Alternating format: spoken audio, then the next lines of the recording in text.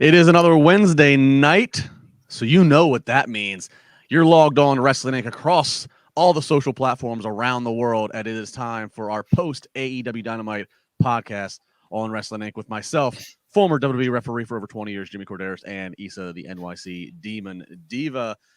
Ladies and gentlemen, how are we doing on this summer Wednesday night? Jimmy, a lot of blood and guts. A lot of blood and guts tonight. Wow. We are going to talk about that as well. And get ready. Some people might be interested in some of the constructive critique.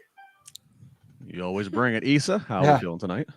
I'm doing good. I thought it was a fun episode, but like Jimmy, I have some positives and I have some things that I wish would have gone a little bit differently, but we'll get into it. That's what this is all about. We have the luxury of being the Monday morning bookers, or the Wednesday late night bookers, I guess is what it is. Monday morning quarterback. You get the gist. We'll talk the good, the bad, what we agree, what we don't agree with, and coming off of a those who watch it would say a very successful pay-per-view in the Forbidden Door with AEW. Would that be a factor tonight? We'll talk about that, the fact that it was, or maybe the lack thereof of it being a factor. So, we'll talk all about that. Of course, we encourage all of the live chat comments. Already seen one come through. We will definitely, highlight those and talk about your comments as they fit as we go along in the show. But let's first talk about some news headlines. Wrestling Inc., of course, 24/7 has the news coming out. Let's talk about a new signing that WWE has made. And it looks like we have another MMA crossover here, a top Bellator star, and a female at that. Valerie Master Loretta. I might be saying that wrong. Sorry, I'm not familiar with it, but she has signed with WWE. It was reported by ESPN. She's 23 years old, an MMA fighter, 4-1 record, and she's set to report to the WWE Performance Center on July 19th. The report says initially reluctant, but was talked into attending this year's WrestleMania by her agent and immediately latched on to the elaborate spectacle comparing to the Super Bowl. I'm sure Vince loved that. She said she got the same goosebumps from seeing WWE for the first time as she did the first time she saw MMA. So, Issa, Jimmy, do either of you know? I've never seen her fight. Don't even really know her name. But she must have something: athleticism, charisma, and more for WWE to and her agent to be pursuing her to do this crossover. Jimmy, any familiarity? No, and the thing is, and I looked it up. She, like you said, she's got a 4-1 record, so she's not like entrenched and been there for a while. She's only 23 years old, so somebody saw something in her that they liked.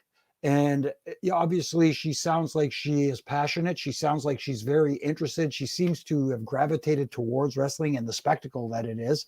And, obviously the MMA world, you don't get, the character gets over as well, but at the same time, you got to be able to, deliver in that caged environment. And again, I'm not familiar with her, but I just, we already have a Ronda Rousey who's being showcased, but we also have a Shayna Baszler who is not. And I think they kind of missing the boat a little bit with her. Hopefully she doesn't become another Shayna Baszler, and we'll see what happens, I guess. Mm-hmm. Issa, do you know her at all? I'm not, but I did some research today. Obviously, seeing the news, the first Cuban American woman to sign with WWE. Awesome for the Hispanic community. I'm always going to support that. To Jimmy's point, I thought that Shayna Baszler was incredible in NXT. One of my favorite NXT women's champion of all time. They just completely missed the ball with her call up and what she's gone on to do in the main roster. But in NXT, I thought she looked great. She has the looks. She obviously has the training. It's just a matter of tweaking it a little bit, and I can't wait to see what she does.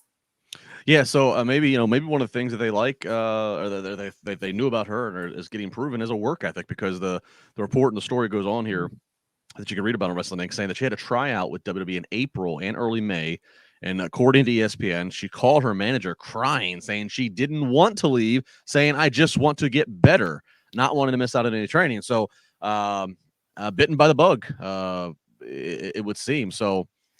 What's the old saying? The wrestling bug will get you if you don't watch out. And trust me, when it bites, you're hooked. Oh, absolutely. I can relate to that as well. It's just something, just the first time you can do something here. Crowd react is a it's a hell of a drug, as they would say. So we'll see. I mean, WWE has quite the revolving door of talent. I mean, it's pretty much every 90 days they're making what we call mass layoffs and cycling new talent into the Performance Center and funneling through the system. So this will be interesting to see what her timeline is. When we see her on NXT TV, which NXT TV, since this 2.0, guys and girls are getting on TV pretty quickly, at least compared to prior timelines when it was the old black and gold brand. So from the moment they stepped the Performance Center and then getting worked into TV. So we'll see what happens there. Somebody who has not been on TV too much and won't be on AEW TV anymore is a member of the Dark Order starting July 1st. Their contract looks like it is going to naturally run out, and that is Alan Five Angels, who has now confirmed to Fightful that his contract does expire later this week. So this really got people kind of in an uproar, so much to where I saw Brody Lee was trending, and just people talking about seeing somebody from the Dark Order just not being retained by AEW. Issa, look, we obviously the AEW's roster continues to grow, and it's AEW plus Ring of Honor's roster now, but it continues to grow, and you can't have everybody. And good on Tony Khan for at least letting contracts naturally run out and letting people get paid through the full term that they think they should be getting paid, rather than just cutting them arbitrarily whenever you feel. But did Alan Five Angels getting let go? Does this strike a nerve with you? Not necessarily. I mean, I have a soft spot in my heart for the Dark Order, but it was mostly because of the stuff that we're doing on BTE. And when Brody was a part of the Dark Order, he just really managed to make them something special, which I don't think they were before Brody Lee. And it was also weird seeing them after Brody Lee. It's sentimental. It gets you in the feels, but it never really went anywhere, after Brody Lee. So, we'll see what he does. I feel like Tony Khan, it can also give him the opportunity WWE has done, and go out, get better, and make them bring you back, Hopefully that's what he can do. But like you said, they're able to, keep getting paid until their contract is up instead of getting released at the end of the day. It's kind of, it's a similar concept than getting released and getting paid for 90 days after. It all depends. But it's a little sad, but I feel like we're all emotionally connected to the Dark Order just because of the Brody Lee involvement with them, and seeing them fall apart is just more of a reality that Brody Lee is no longer with us. Yeah, Jimmy, this is just business, right, Jimmy? That's what it is, and it's the unfortunate part of business. And I know people get, hung up on all sorts of things like during this pandemic time and all that sort of stuff. But at the same time, when you're running a business, you have to think about the business as well. And unfortunately, in business, some people benefit and some people will not. And apparently this was his choice. From my understanding, if I'm not correct, you can correct me if I'm wrong, Justin. He was offered a per appearance deal if he wanted to appear with AEW still, but he declined that, and he's moving on, and he's going to I have a feeling he will be back someday after he, like you said, goes out and creates a buzz for himself. Well, and quite frankly, if that's the case, I don't blame him, really. I mean, because if you get offered the per appearance, now all of a sudden you have this thing of like, now it distracts you from going out and just making your name somewhere else, and and working and doing the campaign to get rehired later, or doing the campaign to get WWE to see you, or whatever, wherever he wants to go next. But doing the per appearance thing, I mean, I could see, especially I don't know, but if the per appearance affects anything from his other bookings, so we'll see. But I agree, and I think it goes back to what Issa said. I think, and this is never going to change for as long as the Dark Order is still a thing in AEW, because Mr. Brody Lee was the leader of it, and because of course he had the tragic, gone way too early death. It's forever. Anytime a Dark Order person does leave, I think there's going to be a weird emotional kind of spite from some fans of like, this is disrespect, when it's like, no, it has nothing to do with the late Mr. Brody Lee. It's, it is what it is. So right. You can read more about that on Wrestling Inc. And finally, this story is very interesting. I think, even though it may have just, I don't want to say went under the radar, but the Undertaker So the Undertaker did a interview with Sports Illustrated. Of course, I think the primary goal was to promote the one dead man show he's going to be doing in Nashville for SummerSlam, which that's interesting.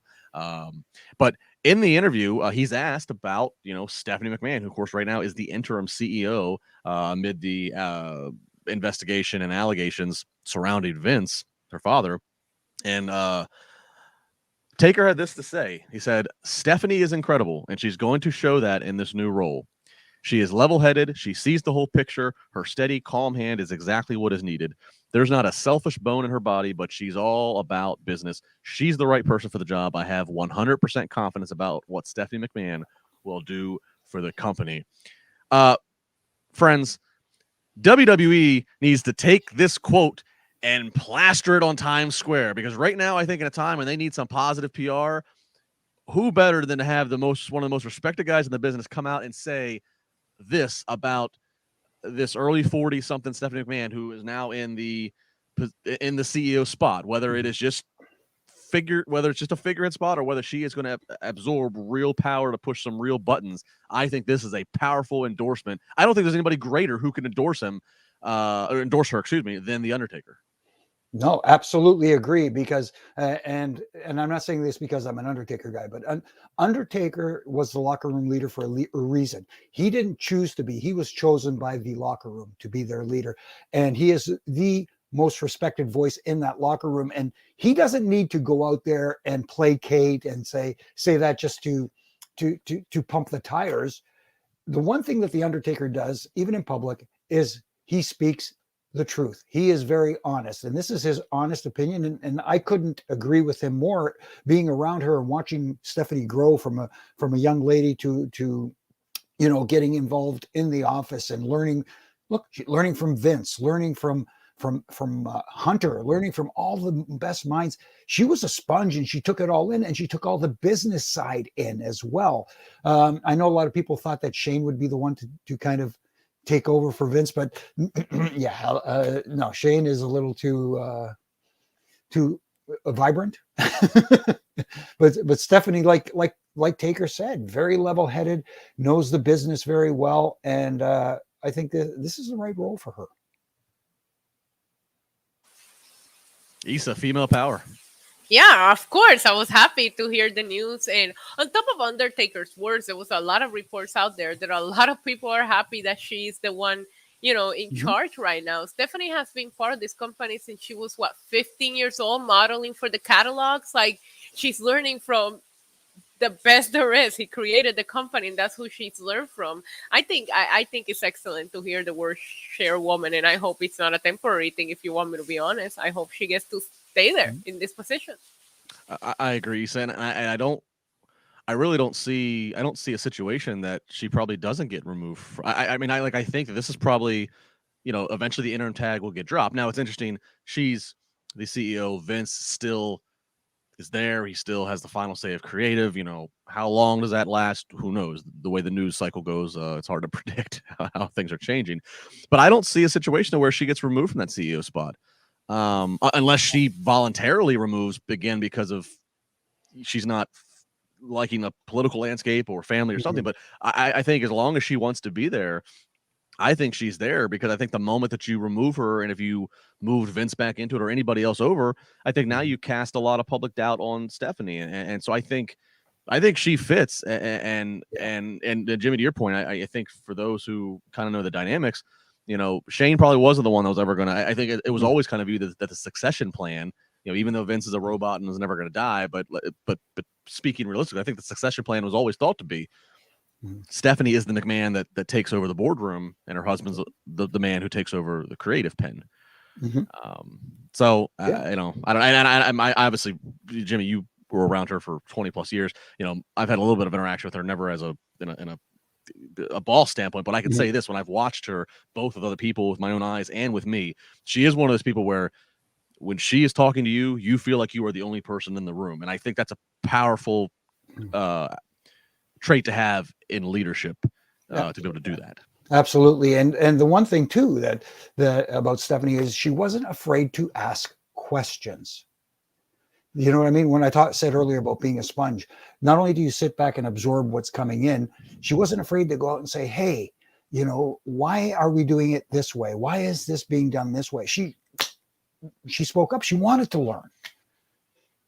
That's a good thing. Well, if you want to learn, men, boys, learn about Manscaped. Summer is here. The sun is shining. Shirts are off. Balls are smooth. You heard that right. Your friends at Manscaped are here to make your beach balls as smooth as Floridian's hand. In summer, you'll want to kill some cold beers. Hell yeah. Barbecues, not kill the vibe with pubes peeking out of your swim trunks. That's why Manscaped has their Performance Package 4.0 to keep the party in your pants looking crisp and refreshing all summer long. Hit the Kid Rock.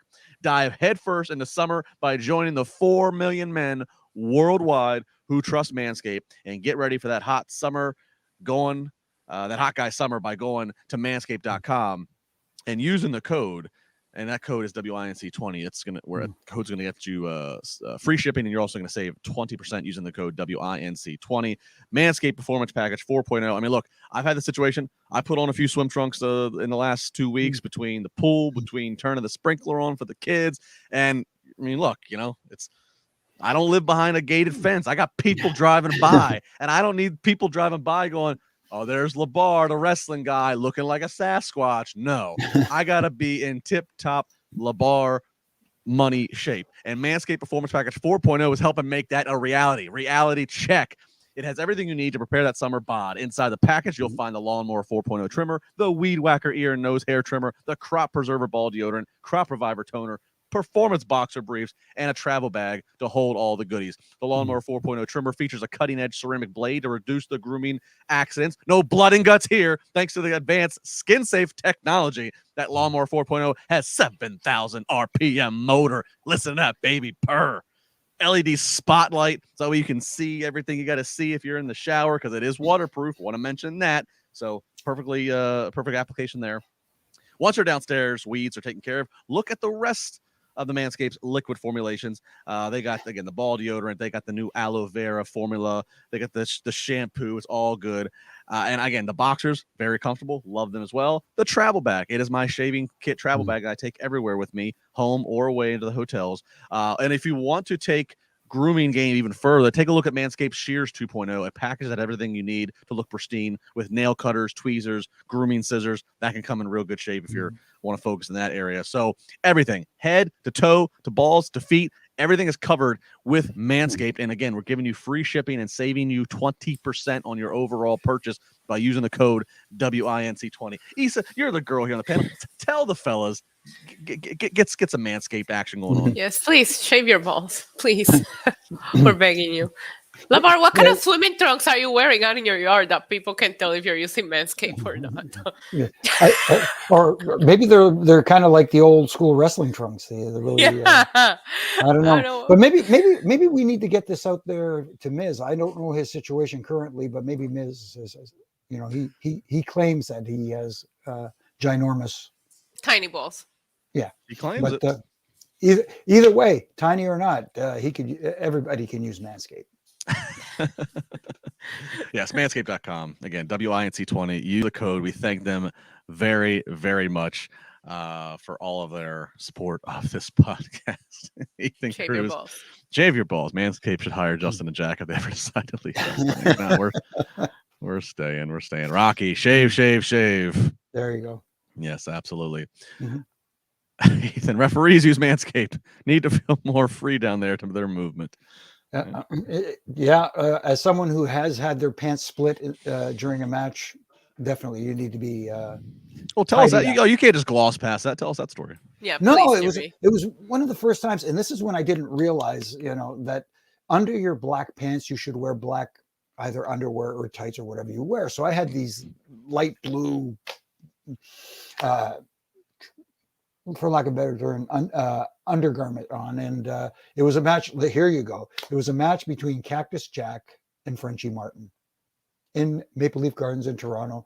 I went down to count for a false finish, and I heard it go, and it was like, oh, now what do I do? And then I'm thinking to myself, and then I, not realizing, you're not thinking. I just said, oh, my pants are split, and Frenchie goes, Jimmy, you're wearing light blue trunks underneath. And I went, oh my goodness. He said, and when I got to the back, one of the referees said to me, you know what, you should wear black underneath. So in case it does happen, maybe it won't be as noticeable. Well, So, were you wearing the blue shirt when this happened? Because at least your trunks would have matched your shirt. No, it was brighter than the shirt even. So yeah, well, like I said, you learn from your mistakes. And this was the blue shirt, black bow tie, and apparently don't wear black trunks under your black pants. Wait, and this was a WWF match? Yes, it was. Wait, when you say Cactus, was Mick working as Mick Foley as enhancement talent, or was he working as Cactus? Oh Jack? no, sorry, Outback Jack. My bad. I'm sitting here. Yeah, sorry. I'm half focused on your underwear problem, and then the other part of me is going, well, wait a minute. Mick was Cactus in like Thank you. 98. Yes. I'm like, in Frenchie Martin? Right. No. Like, I thought you were trying to dig so you could go find the match and clip Jimmy's pants getting ripped. No, that'd be a good idea too. But the historian in me was trying to figure out the factual accuracy of Jimmy's underwear story. Yeah, the other Jack from Australia, Outback Jack. My apologies. All right, I was getting ready. I was like, I didn't, because I know some people call Mick, some people in the business call Mick Cactus if they knew him as that, or they call him Jack. Yeah. So I was like, maybe that's just what you call Mick, and I was like, and I knew that Mick Foley or was he Mick? I knew that he worked some enhancement matches as himself, right? So even before his WCW days. So I thought maybe that's what you were referencing, and I was all confused in the timeline. My apologies. Too many ref bumps, as I say sometimes. Thanks for clearing that up. Yeah. All right. Again, big thanks everybody. The live chats blowing up. We love it. Super chats, of course, get to be the fourth co-host for a few minutes. Love everybody who's watching us live, no matter where you're at. I want to give a shout out to @RCheese, Ryan Rakota. He had tweeted to me, I guess it was a couple days ago. And I always say to you guys, tell us how you listen and why you're listening. He said he listens to the podcast the next day while delivering the mail in Sarasota, Florida. He looks forward to it every Thursday. And so big thanks there, Ryan. So shout out to you, Sarasota people. Give some love to your mailman. He's huffing and puffing in the hot Florida summer right now, hot Florida summer heat. So again, always make sure you tweet us. You see all the Twitter handles on the screen if you're watching us, @Justin LaBar, @NYC Demon Diva with a 1 for the I and Diva, and @Jimmy Korderas. Please tweet us. Let us know. Do you watch live? Where are you watching? Why are you watching? What do you like? Who do you don't like? Give it to us all. It's great feedback, great focus group stuff. All right, let's do it. Blood and Guts. Coming to you from Detroit. Now, this is AEW's first appearance in Detroit, if my keeping track is tracking right. And this was a show, if I believe, that Brandy Rhodes, when she was chief branding officer, her and Cody were very involved in trying to get this show set up in Detroit, Little Caesars Arena, and do some kind of a big show. Of course, Detroit getting AEW was, of course, a victim, as many cities were, because of the 2020 COVID pandemic. So this was the attempt to get it back there. This happened. Of course, the Rhodes no longer with AEW, but the show does go on. So this is a huge show. This is one of their pay-per-view-esque shows being built around a theme of blood and guts, and of course the blood and guts match, which is going to occupy the entire hour number 2 that we'll get to. But we start the show with hour number 1, and we go right into a match, and it's going to be Orange Cassidy versus All Ego Ethan Page, who of course has Dan Lambert by his side. Orange Cassidy very over. He's got his comedy going on. He is going to get a win after he does a little sipping of some orange juice that he confiscates from Dan Lambert. And then he is going to hit a big body slam right after a Superman punch on Ethan Page. So, Jimmy, we start with you. Fan favorite in Orange Cassidy gets the win. Where do you rate this start for this blood and guts, premium Dynamite? Okay. It was a fun match, but I thought, this is a problem sometimes I see with Dynamite. Yes, starting off hot, starting off with a match is good because the two most important parts of a show are how you start and how you end.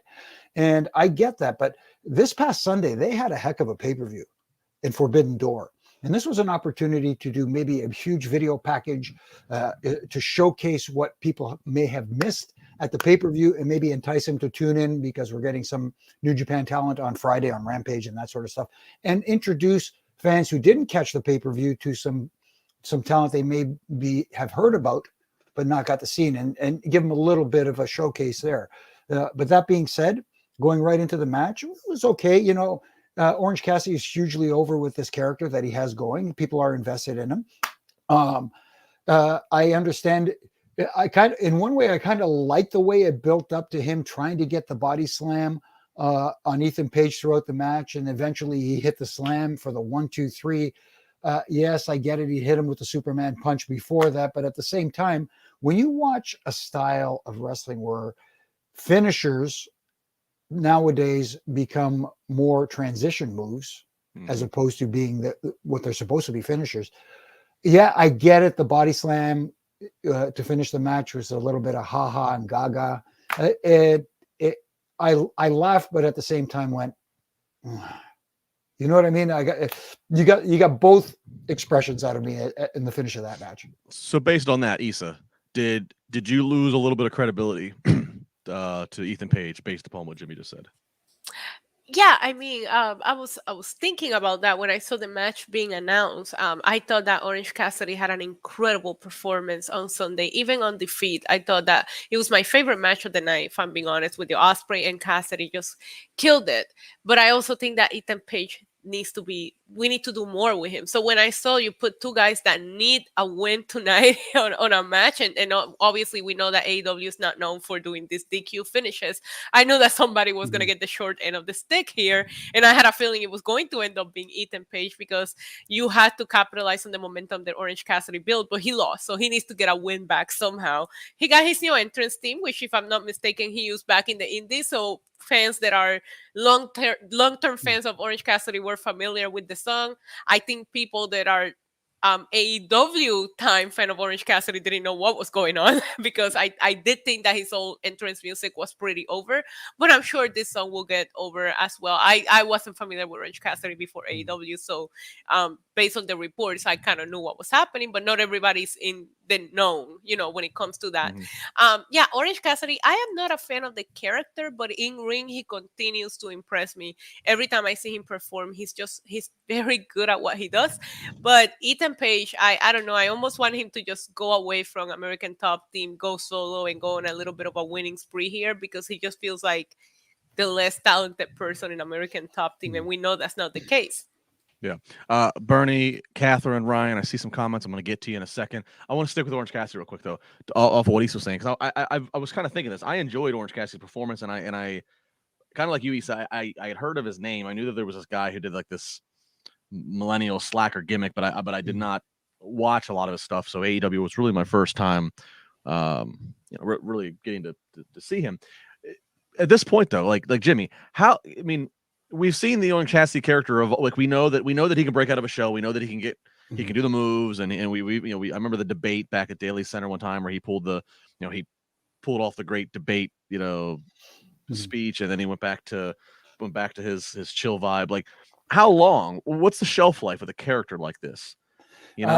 I wish I had an answer for you. I mean, to this audience, this particular audience, it probably has a longer shelf life because they're more forgiving of the AEW originals. And I'm calling him an original, even though he's been on the indies for many, many years. But, they view him as an AEW guy. So he's on the roster for the first Dynamite. You get to be considered an original. Right, exactly. So they have bought into him. They are going to be on board longer than most people. I think for a short period of time, to the casual fans, who the fans are trying to attract in, and more fans, I think they would be entertained for a short while. But the Orange Cassidy we saw on Sunday, as Issa said, really broke out, and that's the guy I'd like to see more of. You can have that slacker gimmick going on when you're doing your promos and stuff like that, but when that bell rings, a switch should go off, and then you become. That was Festus. Yeah. The thing with Orange Cassidy that he capitalizes on that I don't know a lot of people in AEW do, because I do think AEW is more of a grown-up adult, wrestling federation, is that Orange Cassidy appeals to the kids. You see all these little kids dress up as Orange Cassidy at the shows. I've been to a lot of shows where it's the little kids that just look up to him, and maybe that's the reason why we're not going to get rid of this gimmick, because he's appealing to an audience that AEW struggles to kind of hit with. I want to see Orange Cassidy doing Make-A-Wishes. That's what I want to see. There you go. But to Issa's point, you can do both. Yeah. You can have the Orange Cassidy that we saw on Sunday and still have that character, but intermittent. He was incredible on Sunday. That match with him and Ospreay was absolutely amazing. And I said it in the podcast with Liam. I was one of the people that said I don't want to see Ospreay against Cassidy. I think Ospreay deserves a better match, and they shut me up, and I was glad they proved me wrong. It was a great match. All right. Well, Ryan Ramirez, a super chat, $1.99. Thank you, Ryan. He said, "Love the show, guys. I actually love Dynamite tonight." So we appreciate that. So there's a vote for it. Going back into let me find it here. Hang on. Bernie DC, our wonderful friend Bernie, he said that had that Hogan Andre feel to that build up being in Detroit. I talked about the body slam. Catherine. So she says AEW does not need video packages. They don't cater to casual fans. I'm sick of hearing this from you guys. So, Catherine, here's the thing. I know they don't, I know WWE, because WWE has 3 hours to kill. So WWE, you can miss a week, you can miss a pay-per-view, you can even miss the first hour of Raw. They will catch you up in a very succinct 90-second package, and you will know everything you need to know. And I know that can be maddening, but I also understand that's the philosophy again is that you can bring somebody new in the room every single week and they can get caught up and understand who they're watching. So I know AEW doesn't do video package, and I know that they have 2 hours and they want to cram every bit of that 2 hours of furthering stories. But I think there is something to when you can, if you don't cater to casual fans ever, how are you going to grow? Exactly. That being said, I actually disagree with Jimmy to the extent of if Sunday would have been this banger of a pay-per-view that was an entire AEW roster, I would say, yeah, you got this premium Dynamite here. Let everybody know who didn't tune into it what they missed out on buying. But being the fact that Forbidden Door that half the roster isn't of concern tonight and in the general booking moving forward, I understand not wasting any TV time showing a package for it, especially when you have an entire hour that's going to be occupied by one match and this Dynamite tonight. So, Jimmy, I'm with you on the logic of the video package, but I disagree just with the fact that Forbidden Door is something where half the roster is back to Japan. No, I understand that. And that's a very fair and valid point. But at the same time, when you're trying to grow, like I said, when you're trying to grow your audience, you're trying to introduce your audience to new characters, seeing what they missed. And Forbidden Door was unique, again, because there were 2 promotions working together. Yeah. And that's something that the other guys don't do. Right. The WWE, the big kids on the block, they don't do that. Except for Monday, where they had a few AEW guys speaking on behalf of John Cena, but other than that, they don't intermingle with other promotions, and that would have been nice to showcase as well, where people could say, "Hey, you know what? These AEW guys, they do work well with others." Yeah, I'm very 50-50 on this topic, if I'm being honest with you, because I feel AEW hasn't hit 1 million viewers in months, okay? But at the same time, this build up to Forbidden Door, what they did was drop their viewership even more. They were able to get a couple of more viewers last week, but it was still at 800,000, which should be considered low for, the numbers that they were doing a year ago. So while I do think we need video packages, at the same time, I almost feel like, okay, some of our casual viewers did not like this Forbidden Door. Let's drop it and go back to the Dynamite that they're used to, and hopefully Blood and Guts bring them back. At the same time, if I'm Tony Khan, I would be proud of the show that I put in, because there was a lot of people that were so skeptical about it, that I will do something. Or like even the fact that you crown a brand new champion and there was absolutely no mention of Pac tonight or the championship or who even won it. Like I was like, they could at least spend some time going into, because Pac is a guy from AEW. This has nothing to do with New Japan. So you could have at least like gone into the most important things that happened. I would assume our title changes. We see Mox at the end of the show. So at least have something with Pac. Fair on the Pac part. Here's another one, which we'll get to later, but it's in the vein of what Issa just said. Okay, so if we are going to do what Jimmy suggests, if you are going to show a video package, unless I went to the bathroom, unless I walked away and missed it, somebody correct me. In the main event, the first person that comes out for the babyface team is Claudio. Just assuming that everybody has either watched the pay-per-view or read the internet, that this guy who used to be known as Cesaro for the last 10 years in WWE is now with AEW. That's the one that I would say. That's really the one thing. I mean, Pac wasn't on the show tonight, so I guess you don't need to talk about that happening at Forbidden Door. Mox obviously retains his interim title, but that's the biggest thing was the new signing who debuts. They didn't even, unless I missed it, they didn't even show a package showing that. That would be the thing you need to show, because that's the piece of business that matters the most tonight, because he's part of the main event. But then it goes to the ending of the pay-per-view, which is what I had a problem with. You have that great main event match, and then it's forgotten about because of all the schmoz and the brouhaha afterwards. So yeah, it was so backwards, Jimmy. I'm sorry to interrupt you, but usually you end TV to build to the pay-per-view, but the pay-per-view ended to build to TV, and I was like, what is happening here? Dan says, I think he meant Demon. Demon Diva shirt. Isa, do you have a Pro Wrestling Tees store? Do you have shirts? I have merch. I have merch in the description of my videos. The link is always there. All right, go. Great plug. Make people go watch your videos. Look in the description. Get the gimmicks. All right, moving on. We got Tony Schiavone on the stage with Christian Cage, who now we were promoted and told that Christian Cage had requested a match. But he comes out and he's in street clothes, which is noted by commentary. He's getting really good heel heat. I mean, the people just of Detroit just couldn't stand the sight and sound of him. He said that management sent him out here on the microphone, asked him to deliver an apology for his comments that he made to Jungle Boy and about Jungle Boy's deceased father. And Christian Cage says he's sorry, but he's sorry that it didn't make. He's sorry that the entire family isn't dead, so they didn't have to see what he's done to Jungle Boy, except maybe Jungle Boy's mom, and does a little call me. Wow. This might have been the biggest heel reaction of the night, and again, relatively speaking, it's the number 2 thing that just kind of slides in there and happens. This little pre-match promo on a night that's glorified with blood and guts. But Issa, this was Heat Magnet City right here.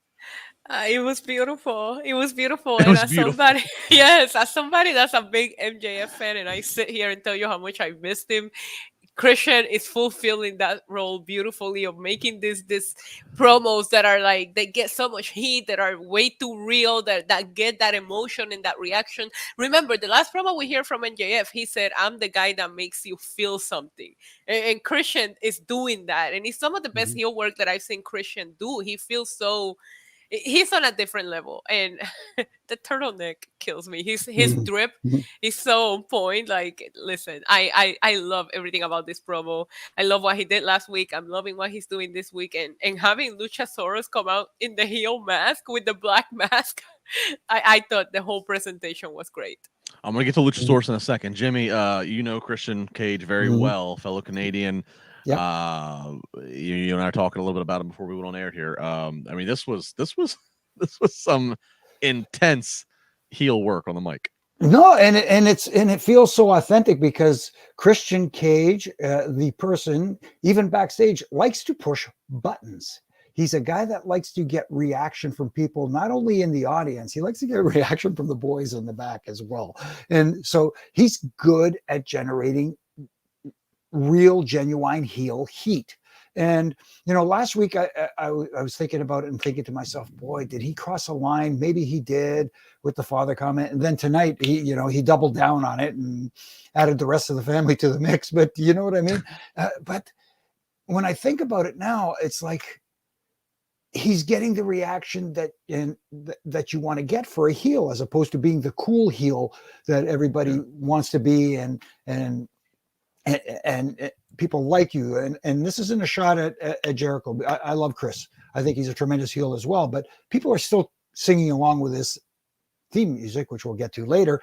Maybe they should think about changing it just to, anyway. But what's the rule, Jimmy?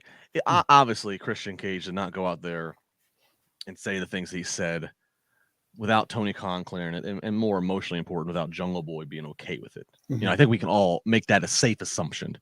Jungle Boy if Jungle Boy truly wasn't there tonight, if he was at home, he didn't hear these comments tonight from Christian for the first time. He got he gave some approval at some point to Christian. Yeah, we can go there. Okay. I think we can all safely assume that. So if the party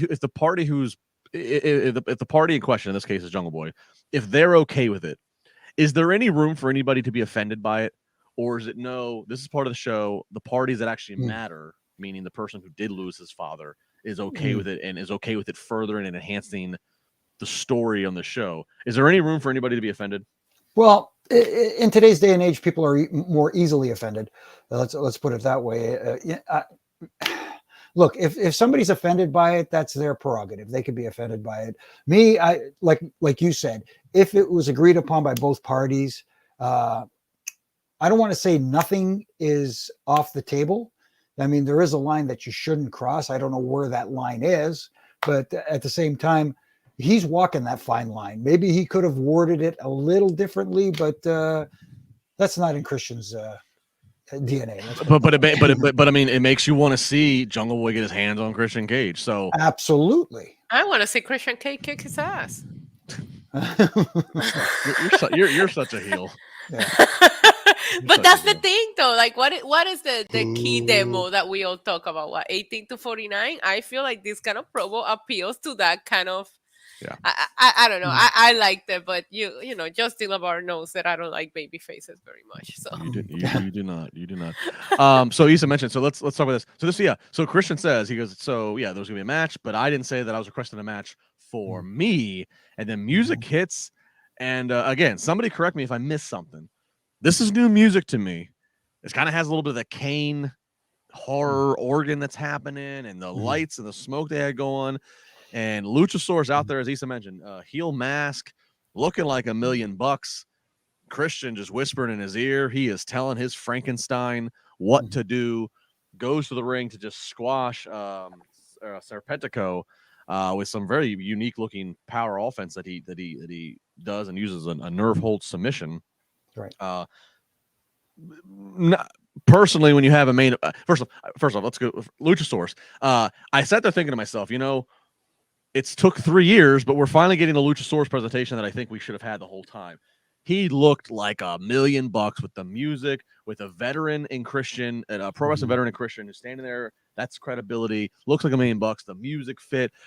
I get it. He's fun. Lucha Saurus, big guy that can do lucha moves, and then, you know, he's been alive for 93 million years or whatever the joke is. But like this is money. I don't know if the comedy haha Lucha Saurus is money. This is the Lucha Saurus that is money. Maybe that's just me, but now I am far more excited for the next Lucha Saurus segment. No, and you're right. It's all about drawing in an audience and getting people invested. And you've already got enough people that we talked about Orange Cassidy earlier, where people are going, "Yay, I like this guy." Yay. And then you got the fun Lucha Saurus, "Hey, I like this guy." Yay. Now we're getting a guy where you go, "Ooh, this guy's a badass." And now you're questioning, what is it that Christian has said to him? How did Christian get him on board? He probably threatened his life or his family. I don't know. Mm-hmm. So at least it has people wondering, how did he get him on his side? How did he sway Luchasaurus to become this more dark and sinister character? Yeah, well, I mean, we'll have to get some some more backstory here. I will say the critique I'll have here. It was an interesting little variation of in this nerve hold submission. My opinion, though, when the entire show is built around the blood and guts match, which the only way to win the blood and guts match is through like submission or surrender. I quit. It's basically an I quit match. No other match on the show should have a submission finish. My opinion. That was my thing that I did say, because when I saw this happen and and that was my only knock, because I was like, nah, you got to save the glory of a submission for the blood. Don't give me. I mean, this guy, it's a squash match. Just put your hand on his chest and let the ref count 1, 2, 3. You know what? And he took that after match choke slam on the floor. Yeah. Why not? You know what? I know they don't like to do count out finishes, but why not have Luchasaurus choke slam him on the floor, get back in the ring, just let him count to 10, and he's laid out. I mean, in that case, it works. Yeah, no, I agree. That's, again, I know for all the AEW diehards that are freaking out right now that I said something critical. I know we have the luxury of booking after the fact, and we know what Tony didn't know going into this in terms of how it's all going to go out, but that's what we're here for. If you got a problem with it, log off. All right. Up next, so we got Scorpio Sky having a little face off with my man Wardlow backstage. Scorpio Sky saying, "Oh, look, yeah, you're a real tough guy. You just beat up a bunch of security guards." Wardlow says, "Bring every member of American Top Team. I'll treat them all like security guards." Next week, a street fight in Rochester for the TNT title between Scorpio Sky and Wardlow. Issa, I think Scorpio Sky's days are numbered holding that title. 1000% agree. If Wardlow loses, I riot. Oh, you That's heard it there. that's my Wednesday night eye candy, and I need him holding some gold. I love seeing Wardlow. I love that they're finally building some momentum. I didn't like the whole lawsuit storyline after his big win over MJF. Obviously, I share with you guys, I felt the win over MJF was overshadowed with everything going on.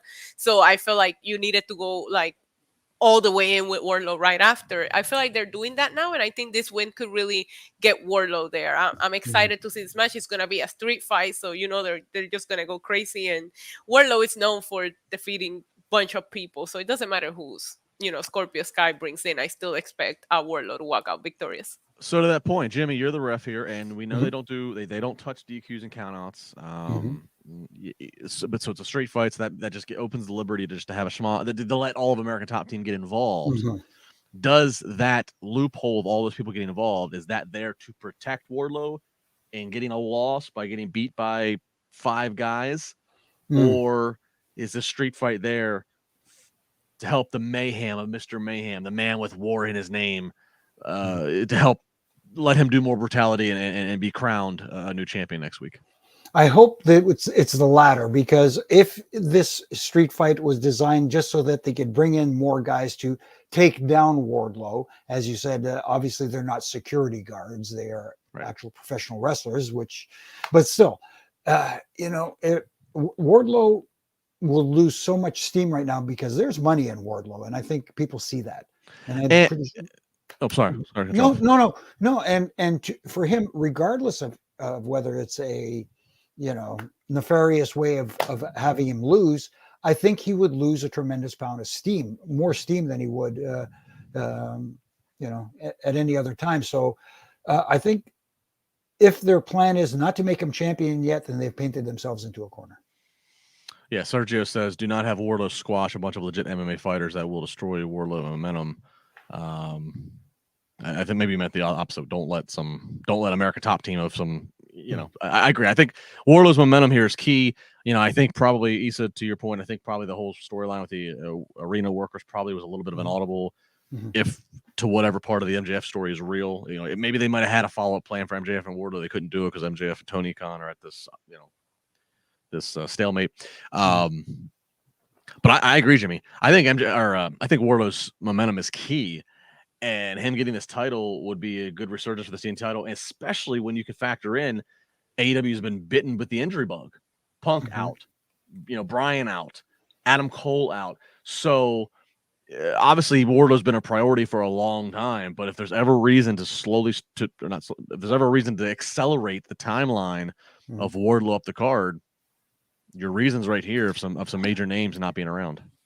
Yeah, and you have to remember Wardlow had a match against Scorpio Sky for the TNT title already, which MJF costed him that match. So I would assume that this time, without having to deal with the MJF drama, I feel like Wardlow should walk away victorious here. Unless the MJF resurfaces next Wednesday and costs Wardlow. Again, then, I don't know. Yeah. It would feel very repetitive. That would be a waste of this MJF storyline if that's what he did. If he just popped back up to call, that would be a waste. I think it would have been better if he popped back up and held Forbidden Door hostage or something. There you go. All right, so we'll be here next Wednesday to talk about Wardlow Scorpio Sky. So you can save all the comments we all just said, and you can see which one of us are right and wrong when we get to that.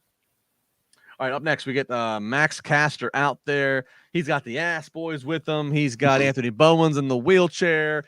Big Daddy Gun, Big Daddy Ass, whatever he's being called. He's pushing the wheelchair. They're going to be going up against hometown boy Danhausen and his surprise partners, FTR. This is fun to an extent. Danhausen obviously is look, when they showed the match graphics at the start of the show, what's coming up tonight, and you can hear the live audio of the crowd. When they showed this, people went nuts. Yes, Danhausen's from the area, but look, Danhausen's an over thing. If you go and watch the YouTube clips or you watch social media clips of Danhausen again, back to the Orange Cassidy thing, shelf life, I don't know, but right now he's hitting it. So put him out there. The big thing to take away from here is that we get a picture-in-picture, so the match is a little lengthy, but bottom line is refs being distracted for 5 minutes. Anthony Bowens, he can walk. He's out of the wheelchair. He can walk, and he's got a crutch to use as a weapon. He goes to hit Danhausen, misses, hits Austin Gunn. That gives Danhausen the opportunity to go ahead and pin. Danhausen gets the win in his backyard. Makes everybody feel good. Okay, so that's cool. Post-match, we then get the gun club is upset with Anthony Bowens, who accidentally hit Austin, and there's like all this problem. Billy pushes one of his sons down. Commentary speculating what's going on, and Issa, all I can think to myself is, why is this happening? First off, Anthony Bowens, he can walk. It's a miracle. That moment should be saved for a big moment where he gets a big win for his compadres. Secondly, but instead he just looked like a bumbling idiot. Secondly, this whole, it happened by an accident. This whole Max Caster rapping, ass boys in the city, and then Anthony Bowens with the scissor. This thing's getting over. Why would you even tease this early the breakup of this? No, it's not the right time. It's not the right time to break them up. They're way too over. My observations to your point, Justin, is I feel like maybe they should have played it out as Danhausen's curse didn't work. Maybe he did the curse wrong, and that's what made Anthony Bowens walk. You missed such an opportunity there because, I said the same thing. I was doing a watch along, and I'm like, oh my God, it's a miracle. Maybe the curse didn't work. You could have easily just done something different. Another observation that I had is FTR looks incredible with all of those belts. They deserve everything, and I just love seeing them walk out. I think they have grown on me so much, especially in their AEW run. It was cool to see them, united with Danhausen. But I'm with you. This didn't need to happen. I don't need to see them break up. This has been a team that probably wasn't supposed to work, but it's working for everybody. Don't break them up. It's not necessary. Jimmy? No, there's nothing more that I could really add to that because other than the fact that I'm really jealous about Billy Gunn and his the shape that he's in at his age. But anyways, that's something completely different. Yeah, he's a freak of nature. But I know that the other company is planting a seed that there could be a possible father-son confrontation coming down the road. That doesn't mean that they have to do it too. You know what I mean? They belong together. The ass club belongs together. And it's a beautiful thing that badass Billy Gunn, Mr. Ass, that the thing that he made his biggest money on. It's got to be a beautiful thing, and knowing Kip a little bit and knowing his and many sons. It's got to be a beautiful thing, Jimmy, that he can take that gimmick and 20 years later, his sons are now getting huge heel reactions by the crowd chanting. That warms a wrestling dad's heart. And so why we would screw with that and even tease any dysfunction this early in the game, it's just, again, mind-boggling to me. Because wrestling has the most daddy issues of any industry out there. That's just been proven. Yeah. Issa, you moved a second ago. What does your chair say? Oh, it says bees. It's the brand, but I love their branding. The other pillow has just a bee with the crown on it, and I was like, okay, Queen Bee, I'm sold. I'll buy the share. I figured you bought it because of I'm guessing the Beast, Brock Lesnar. Brock Lesnar, yes. He's one of my faves. I was like, did she have a custom chair made for the podcast? No, it's a big company here in Puerto Rico. I actually went into the store to buy a share. I almost went bankrupt with all the cool stuff they had. Oh my goodness, that's awesome. All right, up next we get Jade Cargill. She's the TBS champion. She's been laying out a challenge. Apparently nobody's gonna accept a challenge to go for her title, so she is going up against Layla Gray. Makes quick work of Layla Gray. Jade hits her finish. I forget what it's called. Something with Jade in the name. She's 34-0, so we flashed that up. I think Excalibur on commentary said nobody's in the history of the business has ever won the first 34 matches. And then later, like a minute later, Tony Schiavone did correct, like, it's only been a handful of people. Of course, I'm like, well, this Goldberg 2.0 thing isn't, necessarily. All right, so the squash happens. After the match, Jade cuts a promo. Basically, is upset at her publicist. I need better competition. So she's talking crap. Here comes Athena and Chris Statlander. They hit the ring and they're attacking Jade and Kira Hogan. But then Layla Gray apparently gets a little wisdom of words in the ear whispered from Stokely Stokely. And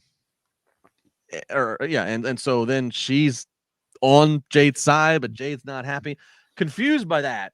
But then let's go in reverse. I understand, like Jade's like she's like I'm making a challenge. Nobody wants to accept it. Layla Gray, they showed on the stat, she's 0-4. How does she get a title match? Even if she wants to be there, how does she? You don't get a fast pass. No, you go to you're back alone. Oh, yeah, you do. Yeah, you do. Come on. You know, AEW does a lot of random title matches all the time. This is where, and I think Road Dogg had a comment on his podcast. This is where, and he said it. AEW runs the risk of booking themselves in the corner because they keep such meticulous stats. They don't fudge the stats. In wrestling, weight, height, all that stuff could be billed. It's all could be exaggerated to fit your need. Right. They keep track of the stats. If you have enough hours in your week to watch all their programming, Dynamite, Rampage, Dark, Elevation, BTE, whatever else, you can keep track of the stats. Jimmy, this is where they put themselves in the corner. Why is 0-4 Layla Gray even? This should be one of those. You got to beat the champion in a non-title before you can even get the title match. Yeah, it's the same as a championship contenders match. Is that what it's called? I don't even know what they call it anymore. Yeah. The opportunity, not whatever the hell it's called. I don't know. But again, I think Road Dogg is right here. They painted themselves in the corner with these stats, which are fine to keep these stats of win-loss records. But if you're going to keep these stats, then make them mean something. Because someone who's 0-4 gets a title shot, it makes no sense. And the other thing that really bugs me is, I know they love doing these post-match schmozzes a little too frequently on their shows. It happens and I get you want to showcase talent, but sometimes talent, you can't put everybody on the show every week. Right. And the other thing with this women's match is it had the spot right before the main event again.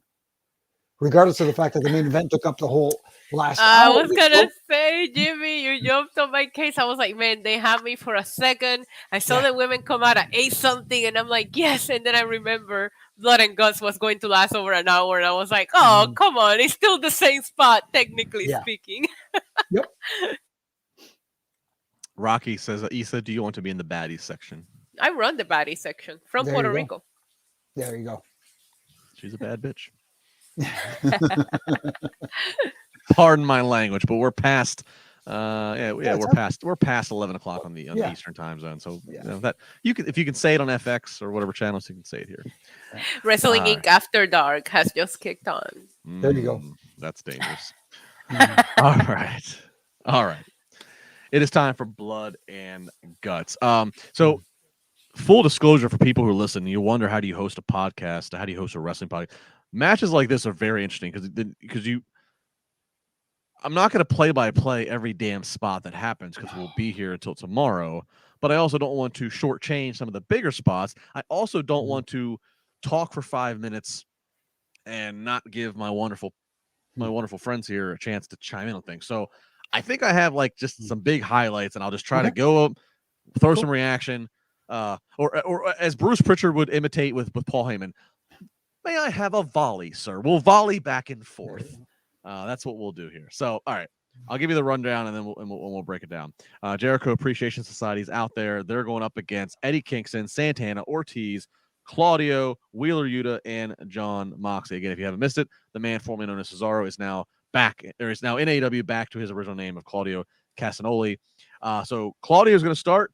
Sammy's going to start. Claudio is just peppering him with the European uppercuts. William Regal is on commentary. Of course, his Black Bull Combat Club is out there being represented. So he's out there on commentary, putting over the uppercuts. After those two, it goes back and forth, mind you. And mind you, again, if you didn't see the match technically doesn't. The bell doesn't ring until all 12 participants are in the ring. So all this is a giant pregame of each member coming in. And then whatever, and then the bell rings, and then the real blood and guts starts. So Claudio, Sammy, then Daniel Garcia from the heels, then Wheeler Yuta from the faces. Jake Hager comes in.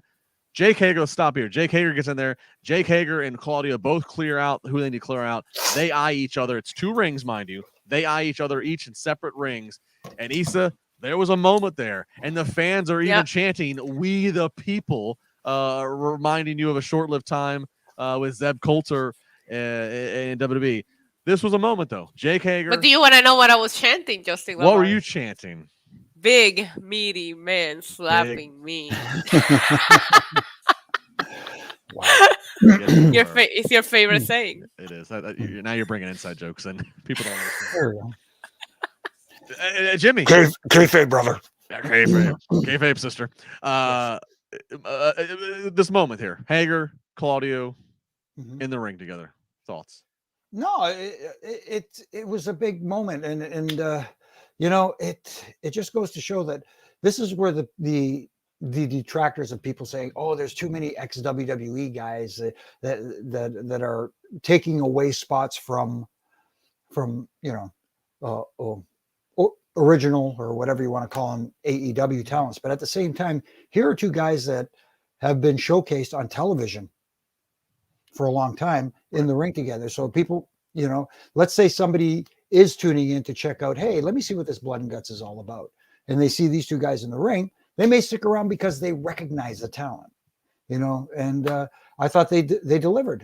You know, that it looked like a good fight. Yeah, I mean, to that argument again, I understand you don't want the whole roster to be former WWE. You want to infuse some future and some original, but at the same time, Jake Hager as Jack Swagger was a world heavyweight champion.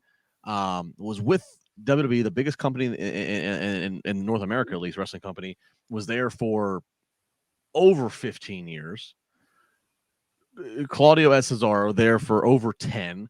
Both worked Mania matches, SummerSlam match, whatever, you know. So there is value. You're right. There's value to that, of that recognition. And yeah, now I don't know how many casual people are tuning in on this hour and tuning into this and are, I don't know, but I think the business practice is a good mindset. I think the philosophy is correct. Right. And especially in that crowd who feel that Cesaro, Claudio Castagnoli didn't get his just desserts when he was at WWE, and he deserved more.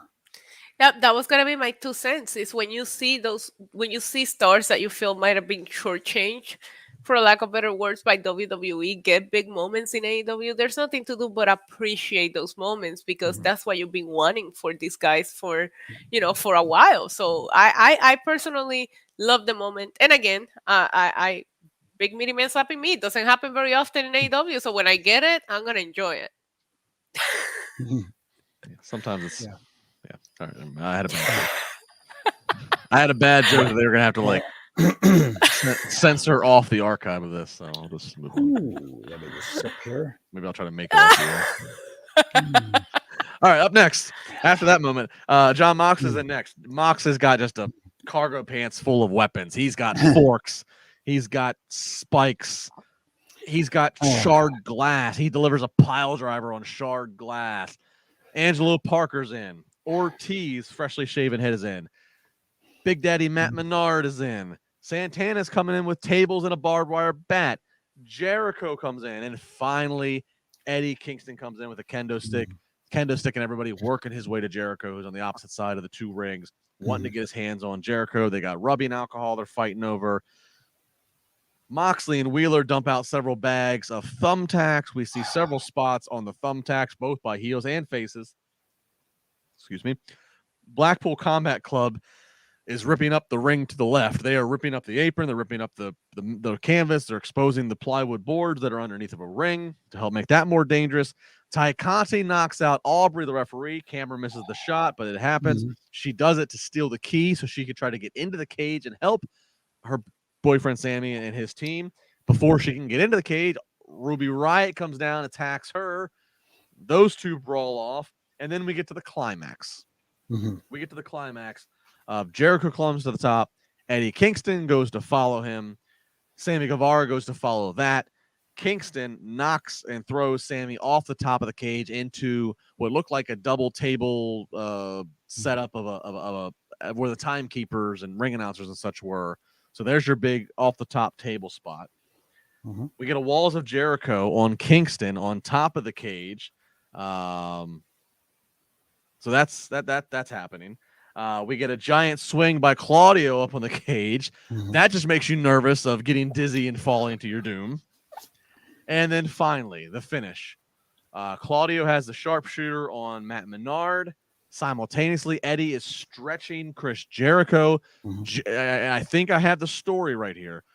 simultaneous babyface submissions happening on the heels. Jericho is biting his tongue, not giving up. Matt Menard does give up and surrenders. Matt Menard gives up. So the babyfaces win. Jericho Appreciation Society loses. Everybody's crimson masked, practically. Jimmy, did I get that finish correct? Was that the story that Jericho, the Almighty Leader, is fighting through and not, and one of his minions was too weak? Is that the story? Is that going to be a problem for Matt Menard? Is that going to be problems inside of the Jericho Appreciation Society? It probably will, because Jericho is such a good heel. He could make that work and saying, listen, he was trying to submit me and I didn't give up, but you gave up and you lost this match for our side. If you need to be tougher, you need to be stronger, whatever the case may be. And really quick here, I have to throw this out here before I forget it. Line of the night by JR. We're going to need a bigger boat. But yeah, I just for some reason that stuck with me and I love it. But Jaws reference, right? Yes, absolutely. And like you said, I think Jericho can make this story work because he's that damn good. Yeah. Issa, what was your takeaway from this? Did this deliver as Blood and Guts is supposed to? It did. It did. I have fun. It was chaotic. I had a couple of things that I could have done without. One of them was like, it felt like there was a lot of stalling before the match started. You had the JR entrance, you had the video package, and this in a different occasion I wouldn't be upset, but when you have a match that you know is gonna go on for close to an hour, 20 minutes of stalling before the match starts, it just feels like a little too much. In addition to that, maybe it's because I wasn't so invested into some of the people in the JAS as much as I am into the people in the other team. The coming in every 4 minutes, it felt like forever. These 4 minutes in between just felt like so long because there's 12 people to get in, right? Now I'm nitpicking at this point. Also, Santana, prayers, because if this is another injury, this is bad news. But Santana, it looks like something happened to his knee as soon as he came in, and we didn't see him again for the rest of the match, and that the injury list is too long right now to take another one. And also he's the world champion from one of the Puerto Rico federations right now. We need him, okay? So hopefully he gets better soon. He's still, I like this. Hang on, sorry to cut you off. Hold your thought. He's still a champion for an indie in Puerto Rico. Yeah. It's the brand new company. It's called LAO. It's ran by Orlando Colon. He just started it, and he's the first champion. Actually, they did a tournament to crown the first champ, and he won it. And we need him. Okay, we need him. So I hope he's okay. But I like the story. I think Moxley is a sick son of a bitch. I love everything that Moxley did. The anticipation. I didn't expect to see Moxley coming so early on. I thought him and Kingston were going to be the last ones. I thought it was very smart to put him in the middle to kind of wake up, the people. I love seeing Moxley come out with the title in front of a crowd. I know he's the interim champion, but his reign was mostly throughout the pandemic. It felt good to see him come out with the crowd and get to celebrate that. The anticipation of seeing Eddie Kingston coming to this match, I love the story that told. You just couldn't wait for him to get in there. I personally, the story that I took away from this, Justin, is Claudio and Eddie kind of showing a little bit of tension on who got the submission. Eddie really wanted to get the win here, and he didn't get it. And you see them kind of go back and forth after the match ends. We know that Eddie Kingston has some choice words about Cesaro in the past before Claudio signed with AEW. So what is this building towards? That's the takeaway that I take from here.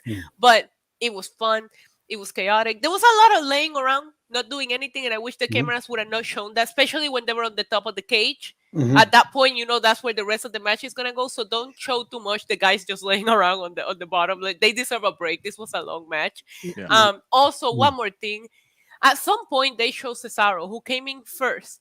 And all of these guys look half dead. And Cesaro looks like he just walked into this match. His cardio he didn't break a sweat. He didn't break a sweat. And the only blood he had on him was other guys' blood just dried up in his body. Cesaro is incredible, and I wish nothing but the best for him here in AEW. But I think Eddie Kingston is not happy about the way this went down. Isn't it crazy that Cesaro hasn't wrestled an actual match on TV in several months, and it looked like he just didn't break a sweat. You talk about someone who's in incredible shape. That's incredible. And to Issa's point too, when they were selling for long periods of time on top of the cage, we weren't even getting camera shots of what was going on in the ring. They were totally focused on what's going on. Because there was nothing going on the ring. There was nothing going on the ring. But it's still, at least pan down and show that there's all this carnage down here as well. It's almost like they forgot about everybody in the ring. We're just going to focus on the top. Yeah, you could have even sold it as, hey, these are the only guys that are left standing, are the guys on top of the cage, because look what happened down here, And there was a lot of laying around on top of the cage as well that I could have done with a little more action there. This is the tough match visually, an hours-long match from entrances to end to do. This is where veteran experience does come and play with WWE in terms of like the over preparation for doing these kind of things. Because I agree with everything that you said, Issa. And Issa, great point. I focused on the heels of who was losing, the fact that Jericho is the one who didn't tap, and that Matt Menard gives up. But you're absolutely right. There's an equal, if not greater, story of it being the fact that Eddie's trying to get the win for him, and Claudio gets it. And if you know the history, and they did commentary did allude, there's a great history there. So that's a great point. I will say, I think, Issa, to what you said, the format was very I'll call it Raw like in the sense as in Monday Night Raw, in the sense of the entrances and the packages, and like there was a lot of like blah blah blah blah blah until we got to the actual blood and guts, and the match doesn't start, but you know what I mean. I think though maybe part of the philosophy behind it is they're obligated to get X amount of commercial breaks in. I think they maybe tried to break it up to get those commercial breaks done and out of the way, so they could go 15, 20 minutes at a time. But they didn't. They didn't. They kept having commercial breaks. At one point, I was even hoping that they could have just done some kind of... I wish Tony Khan would have done something in which once the match became official, right? Once everybody's in, maybe go commercial free, even if you give us a shit ton of commercials earlier on the night. Yeah. That I agree. You're right. That I agree with, because they made it clear until all 12 guys are in the ring, nobody can win or lose this. So I agree. Take the last two commercial breaks that you had to take, move them into when guys are still just coming in, and do the picture in picture. But I agree. Once the bell rings and Excalibur says, now the match has started, we are staying with this live until the end of it. We are not cutting away again. I agree. And who knows? Maybe TBS wouldn't. I don't know what the semantics are of that. But I will agree to that point. If they could format, if they're going to continue with Blood and Guts as an annual thing, and it's this match that takes up an hour, I do think as much communication with the network for that specific show of State Farm, or I guess DraftKings was the sponsor for this one.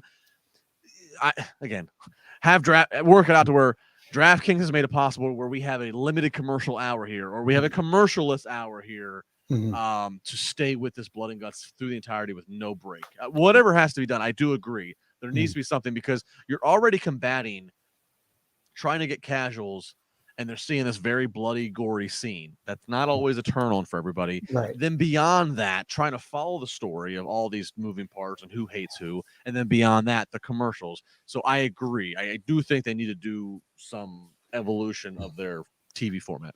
Right. And that's another thing to think about, why this was put on TV and this wasn't saved for a pay-per-view.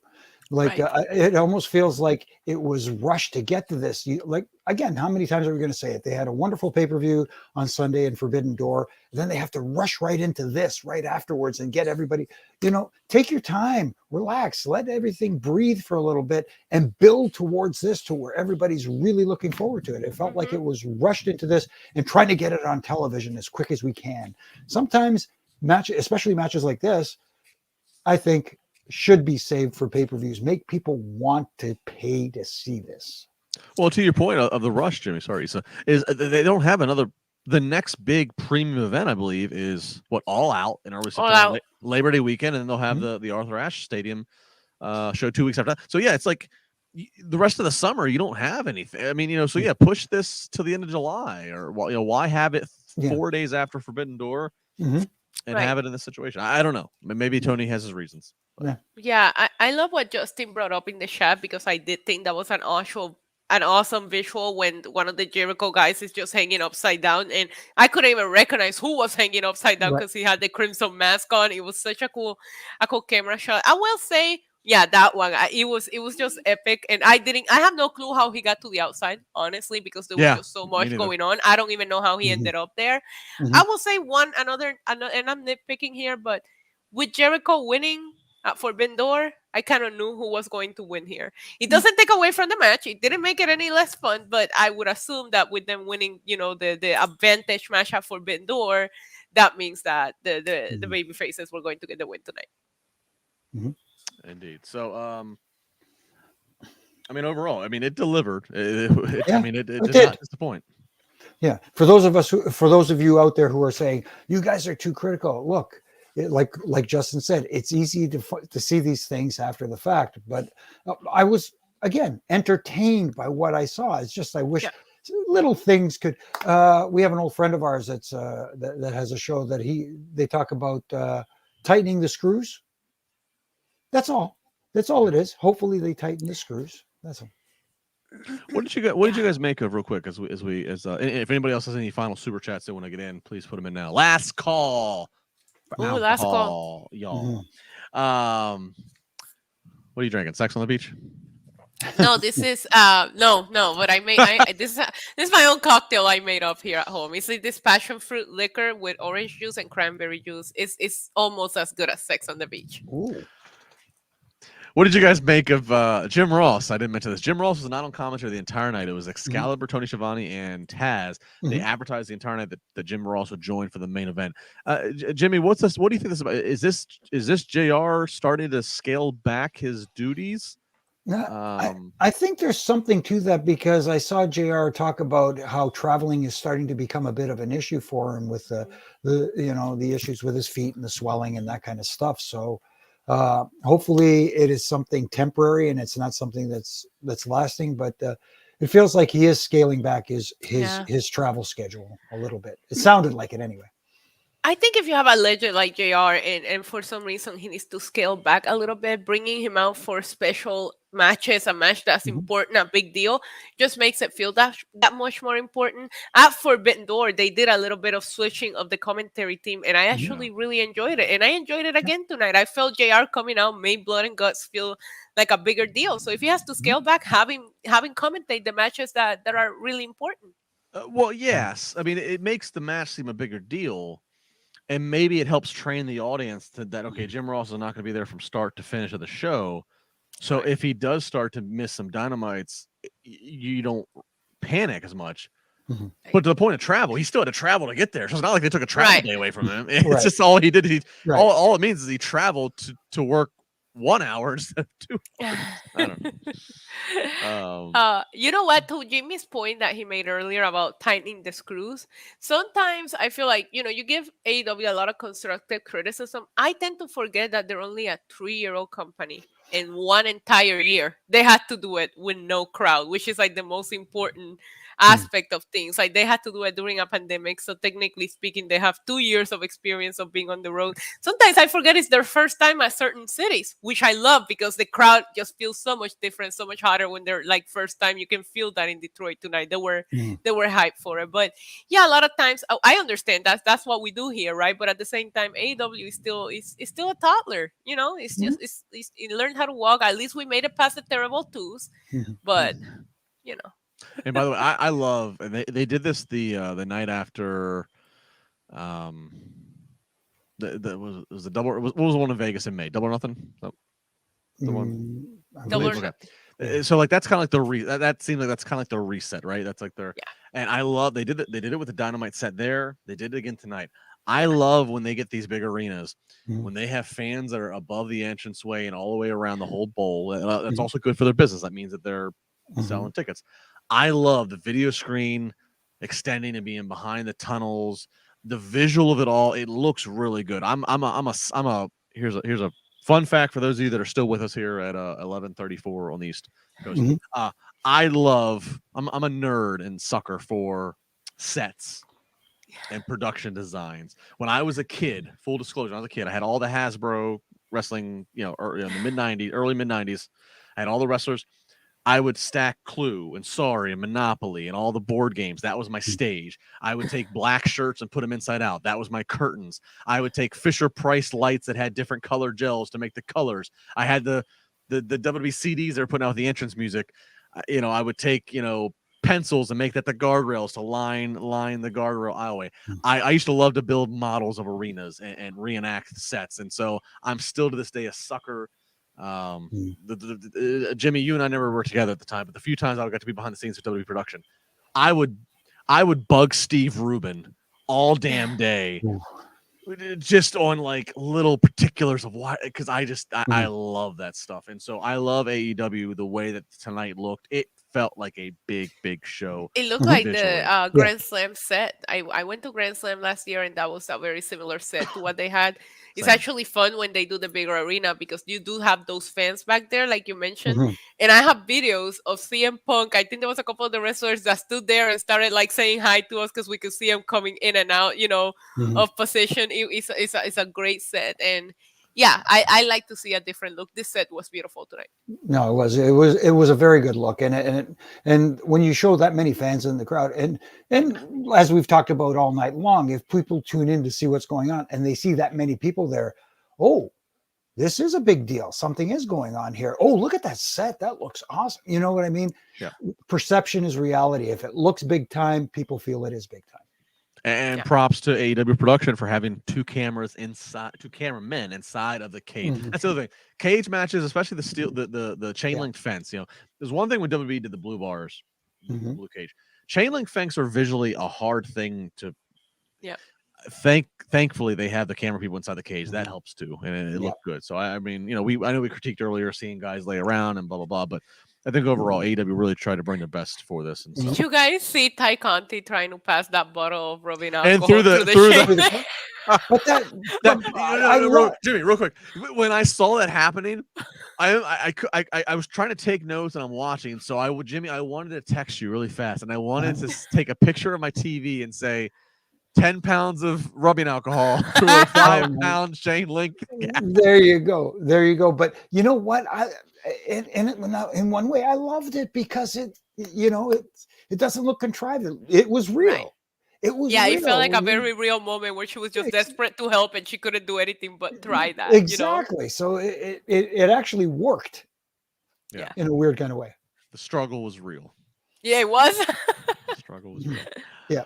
All right, that's our show tonight. Again, make sure, please tweet all of us. Let us know where in the world you are, Carmen Sandiego, for this podcast and how you are listening. Thanks for all the chatting, everybody. Let's do some quick shameless plugs. Jimmy, plug it away.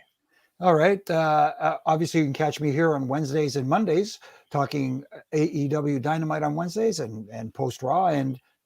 The occasional pop in other times, but every day you can catch me on my Ref and Rants on all my social media platforms, on Twitter, Instagram, on Facebook, or you can go to prowrestlingtees.com and get your own Ref and Rant shirt. They also have, I think Christian now has surpassed me as the Canadian heat magnet, but you can get one of those shirts as well. But again, tune in here, having a lot of fun. Isa, good night to you from Kevin. Good night, Kevin. And big shout out to Tina. She's in the chat. I know she has surgery tomorrow, so I just want to send all the good wishes to Tina. Everything's gonna be okay. You'll be in my thoughts. You guys can find me on YouTube. Just search NYC Demon Diva. I've been doing a lot of watch-alongs, and they have been a lot of fun.